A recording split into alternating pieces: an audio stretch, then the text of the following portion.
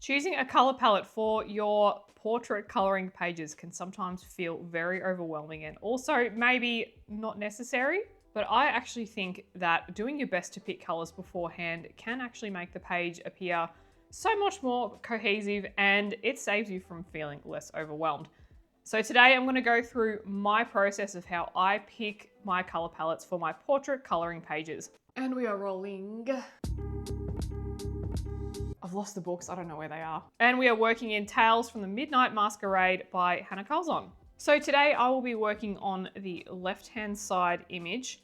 You could treat this as a double page spread if you like, however, I'll just be working on this side and I'll be going through the entire page with my thought process on how I pick all my colors and the coloring processes as well, so that if anything changes on the way, I can share with you how I deal with that as well. So one of the very first things that I do when I start my page is that I use the page elements or even the theme of the book to pick the story and the mood that I'm going for. So for example, I'm working on the left-hand side today and we can see that we have the sun, and this actually stood out to me first. Even though this is a very busy page, there's a lot to color, the sun stood out to me first. This sun straight away reminded me of that 90s celestial aesthetic with the golden sun, the golden moon, and the bright, deep blues and purples and violets everywhere. And it got me thinking about Enya, it got me thinking about the TV show Friends and the band The Cranberries, all just morphed into one kind of image in my mind, and this whole Celtic kind of whimsical mood that was around in the 90s. And so I wanted to attempt to recreate that today. And so for me, that was the starting point. That one element, that one sun, was the starting point for how my plans have evolved. And the great thing about Hanna Karlzon's portraits is that they are very element heavy. So we have a lot to work with. There's a lot of clues that are on the page, which is fantastic. And so sometimes if you're working on an image where there's maybe not so much elemental work, that's when you would probably refer to the book and the book title and look at the whole book as a whole and really work from there. So for example, if there wasn't much going on here, then I would go back to the front cover and go, okay, Tales from the Midnight Masquerade. So Midnight Masquerade reminds me of Phantom of the Opera because of one of the songs in that musical. And I'm sure as well that at some point in your life you have been to a masquerade party, or you know someone who has been to a masquerade party. Masquerade could also be circus theme as well. So it's very party theme, circus theme. And so when we think of party themes and circus themes and even Phantom of the Opera, we think really rich, bold, deep, vibrant colors. If I was still having trouble to visualize that, I would actually jump on Pinterest and start looking up pictures of these themes. And so I suppose immediately, because I'm thinking about that 90s celestial aesthetic, I am thinking of bright gold elements and the bright gold sun. And I'm also wanting to do a very deep blue background, given that that's a very prominent color that is seen with that theme. And so I feel like I've just knocked over two huge elements. So I've just halved my decision-making process just by those two things. And so now that I've got some colors kind of going on in my head, before I actually start swatching what colors I could use, I then start to consider what kind of background would I like to do. I don't always have to do a background. With Hanna Karlzon's work, I generally do enjoy doing backgrounds. I feel like it's just part of the whole mood of the book and of her artwork as well. So I tend to have a look at the element details and the styles of how everything's laid out, which will help me determine the background. And what I mean by that is, if I just had a very simple centered image and there wasn't much detail like hair flying away or spikes or anything like that, then maybe I could choose Distress ink. And I say that because I'm lazy and I don't like to spend all that long masking up elements. So I generally will select Distress ink for pages that are very easy to mask up. And for pages that have a lot of flyaway bits and pieces, like ones such as these that have nooks and crannies as well, I'll tend to lean towards pencil work, Neocolor 2s, or even pastel. Sometimes pastel, I will treat it the same as Distress ink, and I'll kind of wait for a page that doesn't have a lot of detail that I need to fill in, because I do need to erase the pastel as well so it doesn't bleed over to the areas where I want my pencil work. So today I have decided to use Neocolor 2, given that there is a lot of detail that I need to work around. And number 2, I feel that the painterly effect that Neocolor 2 provides actually matches really well with the mood and the whole setting and the vibe of that celestial aesthetic that I'm going for today. But for example, if this portrait was more, say more like punk rocky or very bold, very artistic, then you could almost go for a solid background or a background with patterns. You could use a stencil. It's really up to you. The background is just there to support the image that has been drawn, and the image that you're coloring is what you're focusing on. I think sometimes we can get a little bit scared about doing these crazy, amazing backgrounds. And yes, they are really fun, but sometimes they can actually detract from the portrait that we're trying to do. So I'm really just going to be using the Neocolor 2 work today just to complement the portrait. Okay, so the other thing that I consider as well, and this is more of a subconscious thing, I suppose. So when I'm picking colors, I like to think in contrast. And what I mean by that is I like to pick colors that aren't too close together so that all the elements are going to stand out. For example, blues and yellows really stand out because they're very different from one another. So the blue in the background and the gold are going to stand out very well. And let me show you what I mean. So these are the colors that I have been working with today. And what I mean by colors standing out, if we have a look at the difference between this gold combination over here and the blue combination with the pencil work and the Neocolor 2, see how different they are? They are so opposite. Whereas over here, my two secondary combinations are more similar to one another and they don't separate as well as these two. And so because I have a lot of blue and a lot of gold going on, I've actually decided to do a black hair combination because I feel the black is going to stand out really well against the gold. You could opt for a brown as well. I've chosen not to go a blonde. I feel that the blonde would potentially just blend in with the gold a little bit too much, unless I was going to go a really light blonde. And the same for this page over here. So when I look at this with the moons, I actually see silver moons. So in that instance, if we've got silver moons, we could actually do a very dark skin tone and black hair as well, or very dark brown hair, because that's going to stand out too. There's actually so much that works with silver, but I am thinking a darker skin tone for over on this side, just to contrast with the silver on those moons. And I'm thinking of a lighter skin tone on the left side here to contrast against the blue and the gold and the black hair. And so the other thing I do to get inspiration as well, even more so just to maybe confirm my color choices, or maybe just to confirm that what I'm thinking is loosely coming together in a way that will look cohesive, is I actually will jump on Pinterest and have a look at some reference photos and some reference artwork to actually make sure that what I'm thinking will look good. Because I don't know about you, but I find it really hard to visualize the whole thing. Sometimes I just see one color. Sometimes I might see two, and I actually need help to fill in those gaps. So in this case, you might do a Pinterest search for dark blue and gold portraits, masquerade portraits, masquerade coloring, etc. So I have finally landed on these color combinations, which brings me to the other thing that I do is I always test on a swatch sheet, and I keep a palette notebook as well. So like I was saying before, when I opened up the page, I could see blue and gold and a very yellow gold at that, but that's about it. That's all I saw. And I really needed some help picking the tone of blue and picking some other colors to go with it. Now, when it comes to portrait coloring, I try not to go too detailed because sometimes less is more with color combinations with portraits, because we're not doing a full, say, garden scene or a full fantasy scene or a full night scene. We're actually focusing on a face and some elements to match all of that. You actually don't need to go too crazy. So sometimes portraits can actually be easier than we think in terms of color selection. So you can see here today, I don't have many different combinations.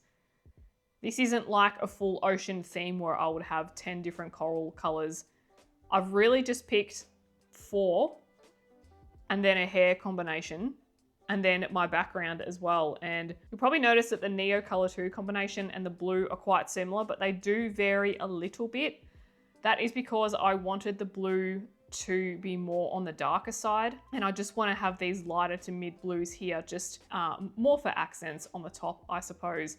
Before I looked at Pinterest, I actually got really stuck with what to do on top of those blue and gold combinations. There were actually so many thoughts running through my head. I was like, do I want to do pink and reds? Do I want to do purples? Because all of those would be good choices as well. And I had a bit of a look on Pinterest, and I actually landed on a few different examples which had these aqua and peacock green combinations. So I've actually put both there because I like both and I can't necessarily decide which one I like. I might end up using both, I don't know.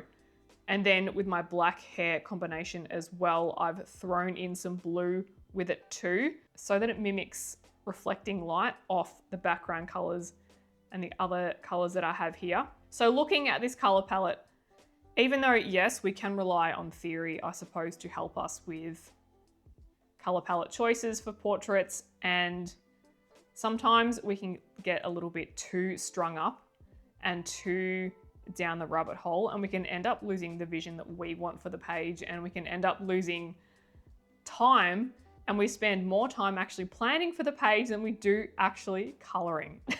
And sometimes that's actually just what we're in the mood for. But then other times, overcomplicating it and sitting around like a mad scientist and trying to do all of this can be a little bit challenging. And I know that I certainly can stress over color palettes way too much. It is actually one of the things that can keep me up at night, is if I know I'm about to start a page or about to start filming a page the next day, I'll lie awake thinking about, I've got to find the perfect color. I've got to find the perfect combination. I think start with some and then let's build on from there. That is what we're going to do today. And also what I like to do, so once I have completed this page and once I've got everything written down here, I actually keep a record of all these combinations so that if I'm looking back through any of my portraits and I like what I've done and I want to replicate it for another page or use certain elements for that page, then I can do that without having to start from scratch. Okay, so my loose thoughts are, and I think I'm okay with this being loose thoughts at the moment, because sometimes we can plan as much as we like, but we actually need to get in and start, and then we can make more decisions. Hence why I haven't really picked anything more than what I have on the sheet just here. So the background, of course, Neo Color 2, the gold elements will be the mask, the sun, the beadwork, and some of the neck piece down here. And I am looking to weave in the turquoise and the peacock greens throughout. There's some jewels here that we need to work with. There's these little flamey bits as well. On a side note, you might be someone that's interpreted this as a very red and gold page, given that we've got some flame here, and that is perfectly awesome. You go ahead and do that. And that's kind of why I say, yes, I think it's important to kind of know the basics of color theory and know what works and what doesn't. But at the same time, don't let that distract you for your vision that you have for the page, because in the end, this is your coloring book. This is about what you want to color. It's not actually about producing the most balanced page theoretically possible, and you're not going to submit it in an art exam for analysis, are you? So yes, I have a process, but at the same time, I don't let my process get in the way of my coloring. I simply use the process to support me and my coloring. Hopefully that makes sense. I'm gonna start today with the images and the elements that I actually know what's gonna be what. So I'm gonna do the Neo Color 2 background first, and then I'm probably gonna work on the hair or the gold, one of those, because I know that those are locked in. The only thing that is not locked in is where I'm gonna place the other colors. So I'm not gonna make that decision just yet, because I've got some work ahead of me, so I don't wanna have everything mapped out right now. If you are someone that is very good in your mind's eye at being able to visualize things and you can see the completed page perfectly, then potentially you could go ahead and plan everything. But if you're someone that can struggle with that a little bit like I do, and you might start off with broad strokes like I have and then hone in on the details, then this approach might suit you. It's really up to you. This is just what works best for me and my head. Okay, so going back to our Neocolor 2 colors. This is what I'm going with today. So indigo blue, Prussian blue, sapphire blue, light blue, and cobalt blue 5%. I will try and squeeze all these colors in. I may take some out. I may swap a few over if I feel I need to. Again, I'm not locking myself in on something. So today won't be a Neocolor 2 tutorial as such. I do already have a couple up on my channel. I'll try my best to remember to link those in the description below. If you would like a detailed walkthrough on a couple of the ways that I do it, this whole page will be completed in this video today at different speeds, just so you can see my exact process. And if you're sitting there thinking, Sarah, I've actually forgotten everything that you just said. What was your advice again? Can you please go over it in bullet point because I need bullet points today? Then I have them right here for you. So these, I like to keep notes when I'm talking so that I can be concise and get my point across and help you as much as I can. So feel free to take a screenshot of these points that I wrote down this morning as I was planning for this video. Okay, so before I start my Neocolor 2 shenanigans, I have just popped some pieces of paper down and attached a little bit of washi tape just to keep this page in place. So you could just do the washi tape without the paper. However, I always find that I get a better result when I put the paper down because I splash everything everywhere. And also I don't like a huge amount of washi tape to actually be touching the opposing page, because even though I do try and remove some of the tack on my pants, every time I try and pull it off, I always rip the page, doesn't matter how careful I am. So I find that when I just put some paper down and there's only like 1/2 centimeter of washi tape actually touching the page, this is how I do things. So let's now go through a very sped up version of me completing the Neocolor 2.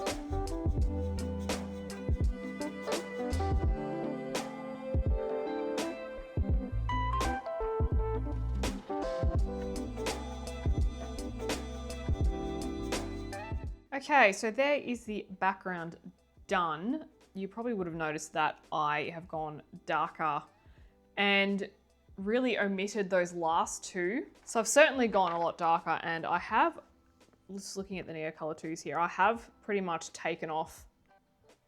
definitely taken off that, and I don't think I have any light blue left. And I've just gone with these 3 because I did want it darker than lighter, just because I don't know, just because of the mood that I'm going for. Sometimes with any medium, we have good and bad experiences with it. And I think for me, it was just a bit of an effort to try and get everything looking nice and dappled, but not messy. So I think around some of the areas, I've just tried to manipulate a lot of the colors and not get any harsh lines. But there are some areas that are looking a bit splodgy. I have tried to fix those up, but I'm going to flatten out this page, see how it looks. I think I've got it to the best that I can. So sometimes that just happens. It is what it is. I'm not stressed. Now I'm going to work on the gold elements and also the black hair as well, because those are the 2 things that I know exactly pretty much what colors they're going to be. So the hair down here and also on the crown of her head as well. And then the gold elements on the middle and also on the mask as well. I just haven't figured out if I'm gonna go blue in like this middle section here. And then gold can be these bits and around here as well. And I'm also thinking of the other option that we can have is bringing in those teals and peacock greens around here as well. But I think for the most part, the borders of the mask will be gold and around the eyes as well. And yeah, potentially the blue. We'll figure it out. But I know that this sun is mainly going to be gold and also the beadwork as well, and most likely around the throat. So I'll do the areas that are most obvious to me, and then I'll decide on the finer details as we go along, as the whole thing unfolds.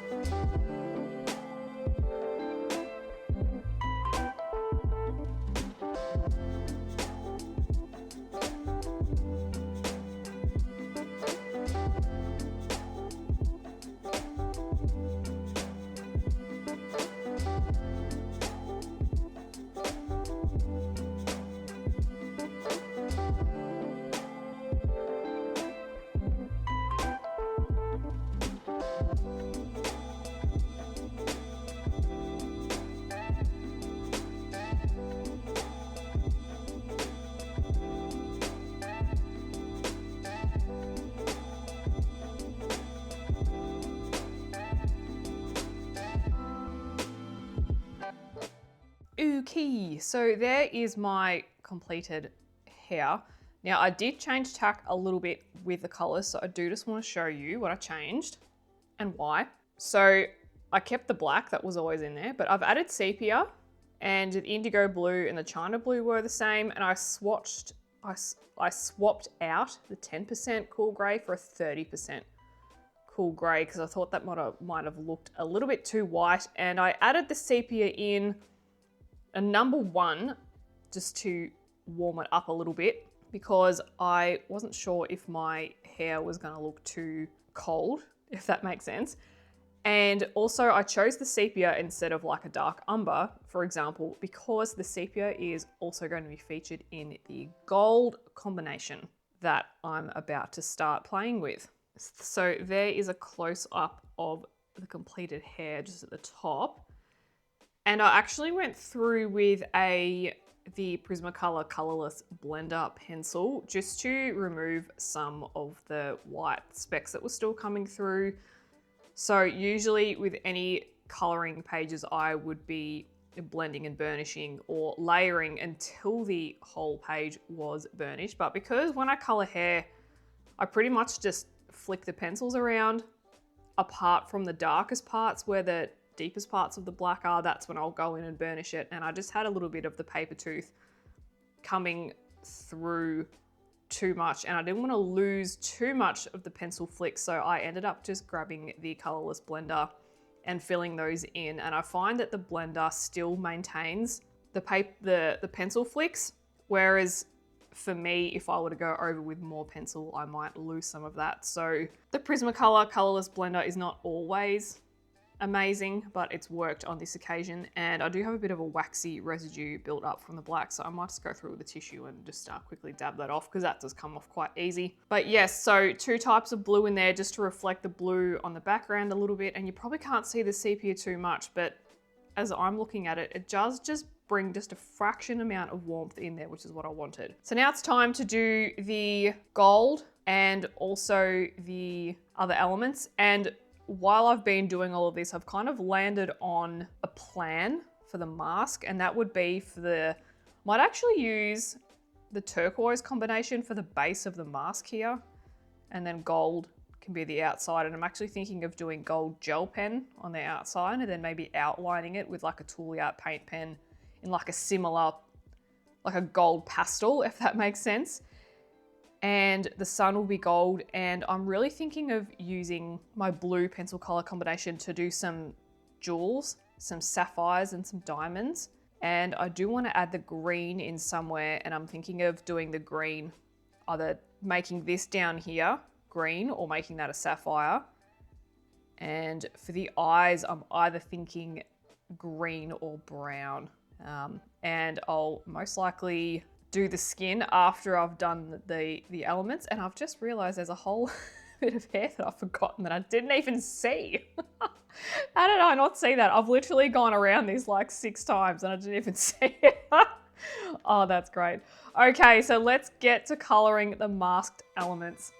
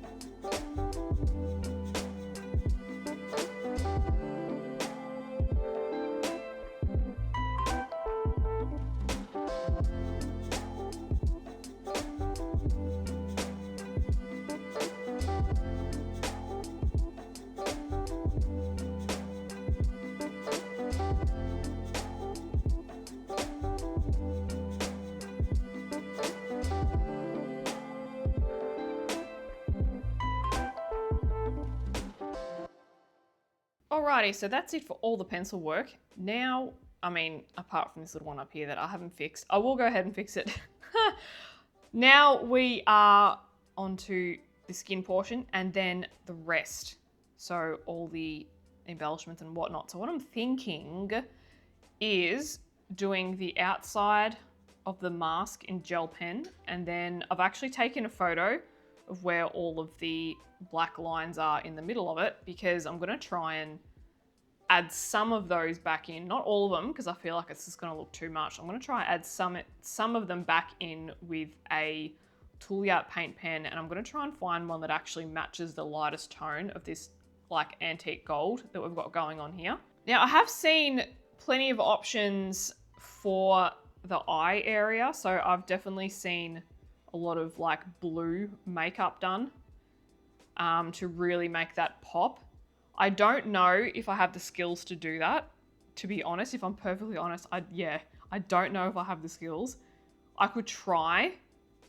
I think I just want to see how the skin turns out. Like maybe I'll do this first. I just don't know. I've been thinking about it, the blue eye makeup. I've been thinking about it and thinking about it and thinking about it, and I just haven't landed on it, and I don't know if I'm confident enough yet to try. I really don't. And I don't know if it's gonna be too blue. I mean, we'll see. I'm really not sure. But I'm happy with the way that all the colors are evenly dispersed. So for example, with the green, so I've got green up here, there, and also down the bottom. So I've dispersed them evenly enough. And then with the blue, I've got that there and there and down the bottom too. And the gold is balanced as well. So I've just tried to balance the colors in the top half and the bottom half. I think it's come up pretty good. Okay, for our skin colors, I'm trying to perfectly balance these in my hand right now so you can see them.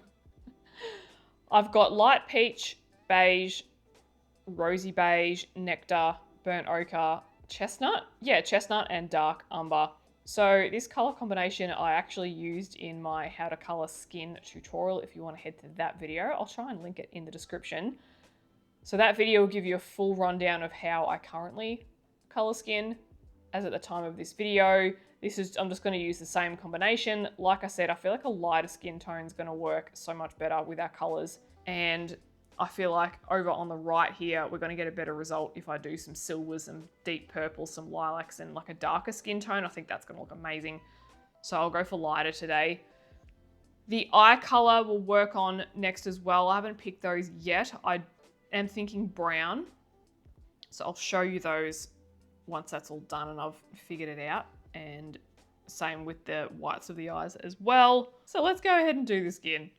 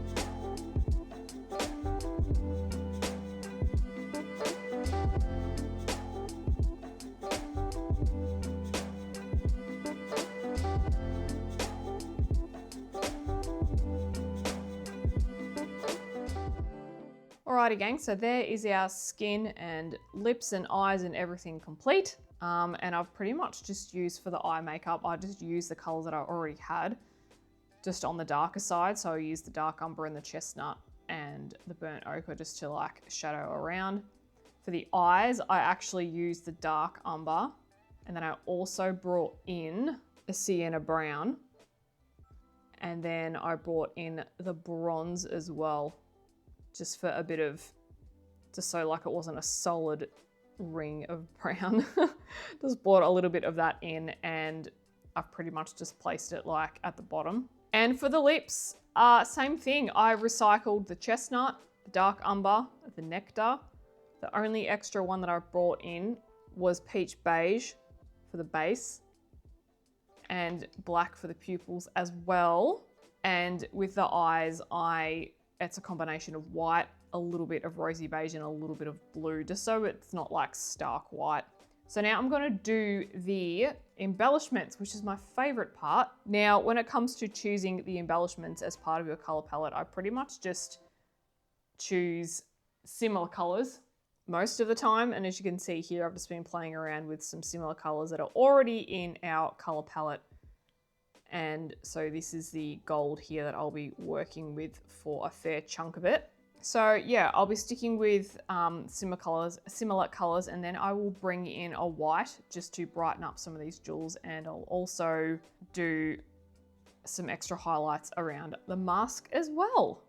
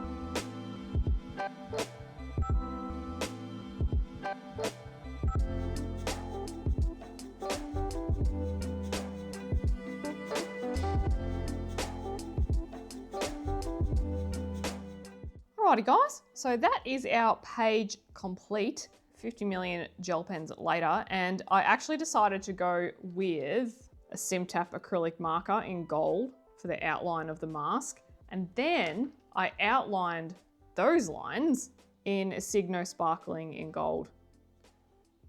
As soon as I put the Jelly Roll gold down, I was like, no, it's not what I want.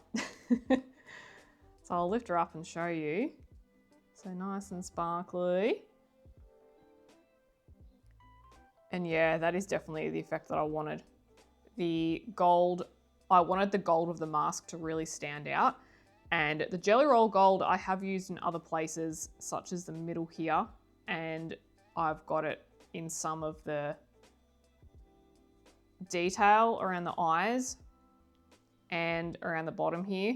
It's just a different tint, so it is more of a brown gold, and I did want more of a yellow gold on this occasion. I usually don't favor a yellow gold such as this for most of my coloring, but I thought that I would jump at the chance to use it while I was actually keen to use it, and while, you know, to me, it works so good with the vision that I had with the page. It works so well with that deep royal blue that I just wanted to grab it by the horns and do it before I changed my mind, really. And so I've used some more gel pen on just around some of the details around the sun for the rope as well on the headdress, and added some white gel pen to make some little stars on the gems. It's just a little bit of extra something, you know, just like a little bit of detail can go a long way. You're not going to know 100% exactly what you want to do all the time unless, like I've been saying, unless you plan it out and do some swatching, but also as you color as well. So at the start, I remember actually looking at some of this gold color and going, oh, do I want it? And then thinking, oh no, it's too yellow, I don't like it. But then when I went to apply it, that's when I knew that I actually needed it, because I had everything else in place. And so it helped make that decision so much easier. So sometimes you will actually change tact halfway through, and that is totally fine. Part of my planning for my portrait coloring palettes is planning to allow the plan to change, if that makes sense. So not being so wrapped up in certain elements that I don't actually allow myself to change when I need to.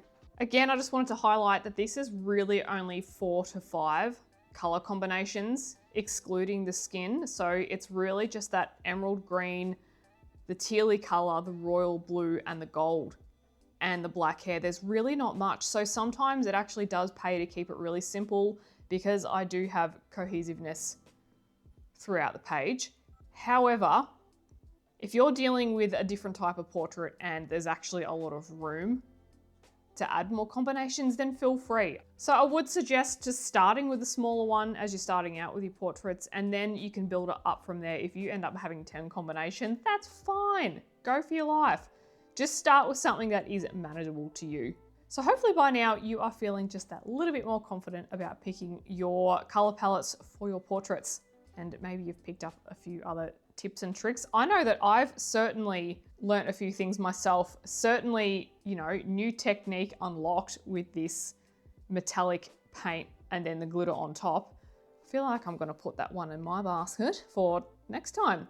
And I've certainly learnt a thing or two with the little shimmery bits that I put on the gemstones. Usually I don't do that, but I like it. I'm gonna keep it. So guys, thank you so much for joining me. Thanks for hanging out. I hope you've learned something, and I'll see you in the next video. Bye-bye.